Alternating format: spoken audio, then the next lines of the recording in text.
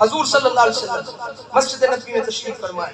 ایک صحابی رسول اپنی بیٹی سے پیار کر رہے ہیں، بیٹی سے پیار کر رہے ہیں. حضور نے فرمایا اپنی بیٹی سے اتنا پیار کیوں کر رہا ہے، کیوں چومتا ہے، کیوں سینے سے لگاتا ہے؟ کہا یا رسول اللہ صلی اللہ تعالیٰ علیہ وسلم جب تک آپ اس دنیا پہ تشریف نہ لائے تھے، آپ کو نبوت نہ ملی تھی، آپ آخر الزمان پیغمبر نہ بنے تھے، اس سے پہلے عرب کا گندا رواج تھا، آپ کی رحمت ابھی نہ آئی تھی کہ میں اپنے ہاتھوں سے 7 بیٹیوں کو زندہ درگور کر چکا ہوں. آقا آپ نے آ کر جب بیٹی کی قدر بتائی، اس وقت میں میری یہ ایک بیٹی موجود تھی، ان 7 بیٹیوں کو یاد کر کے اس بیٹی سے محبت کرتا ہوں. پھر حضور نے فرمایا میرے صحابہ سنو، آمد مصطفیٰ، ہائے ہائے ہائے، آمد مصطفیٰ کیسے کیا؟ مقصد آمد مصطفیٰ، کیا کیا مقصد میرے نبی کی آمد کا؟ اعلان کیا میرے صحابہ سنو، جو اپنی 2 بیٹیوں کی صحیح تربیت کر کے شادی کرے گا، میں محمد اس کو جنت کی ضمانت دیتا ہوں.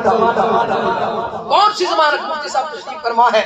کون سی ضمانت؟ فرمایا ایسی ضمانت کہ جنت میں اس کا اور میرا فاصلہ یہ 2 انگلیوں کے درمیان کا ہوگا. آقا کے پاس ایک شخص آیا اور آ کر کہنے لگا اللہ کے پیغمبر سنا جو آپ کا غلام بن جاتا ہے اس کے گناہ معاف ہو جاتے ہیں، وہ جنتی بن جاتا ہے.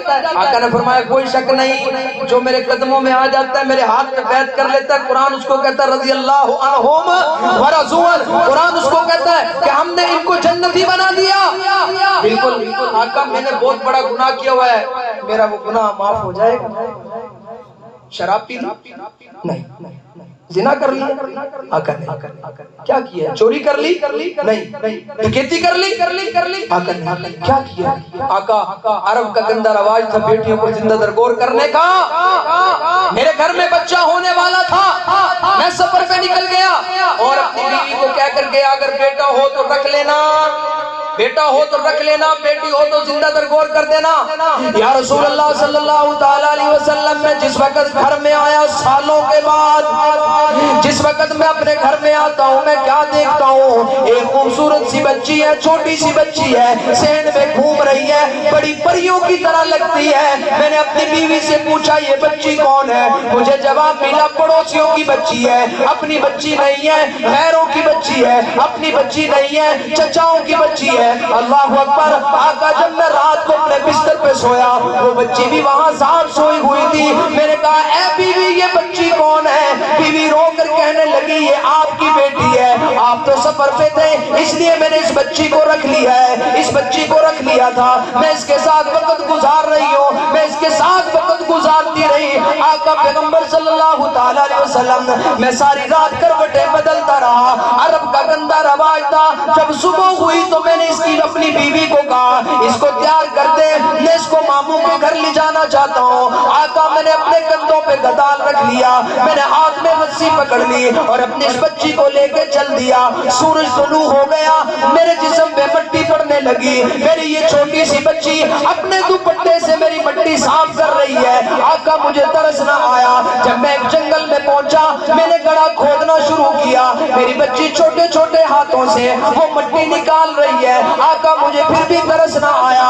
اللہ کے پیغمبر جب وہ گڑھا تیار ہو گیا میں نے اپنی بچی کو اس گڑھے میں پھینکا اور میری بچی رو کر کہنے لگی، ہاتھوں کو اوپر اٹھا کر کہنے لگی اے میرے ابا یہ تو میرے ماموں کا گھر نہیں ہے، یہ تو میرے نانا کا گھر نہیں ہے، یہ کہاں لے کر آ گئے ہو، یہ کس کے گھر میں لے کے آ گئے ہو؟ فرمایا آقا مجھے پھر بھی ترس نہ آیا. پھر میری بیٹی کہنے لگی او ابا مجھے زندہ چھوڑ دے، جنگل کے درندے کھا جائیں گے، لیکن میرے ساتھ ایسا ظلم نہ کر، میرے ساتھ ایسی زیادتی نہ کر، مجھے زندہ درگور نہ کر.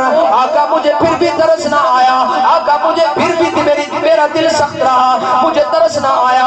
اللہ اکبر. یا رسول اللہ صلی اللہ علیہ وسلم میری بیٹی پھر زبان حال سے پکارنے لگی کہ ابا جان اگر تو نے میرے ساتھ ایسا ہی کرنا تھا، اگر تو نے مجھے زندہ درگور کرنا تھا، اگر تو نے مجھے زندہ قبر میں دفن کرنا تھا، اماں سے آخری پیار تو دلوا دیتا، اماں کا آخری مرتبہ چہرہ تو چوم لیتی، اماں کا آخری مرتبہ ہونٹ تو چوم لیتی، اماں کے سینے سے چمٹ جاتی، اماں کے قدموں پہ چمٹ جاتی اور میں کہتی اماں میرا قصور یہی ہے کہ میں ایک بچی ہوں، یہ میرے میرے ساتھ کیا کر رہا ہے؟ یا رسول اللہ مجھے پھر بھی ترس نہ آیا، میں نے کیا کیا؟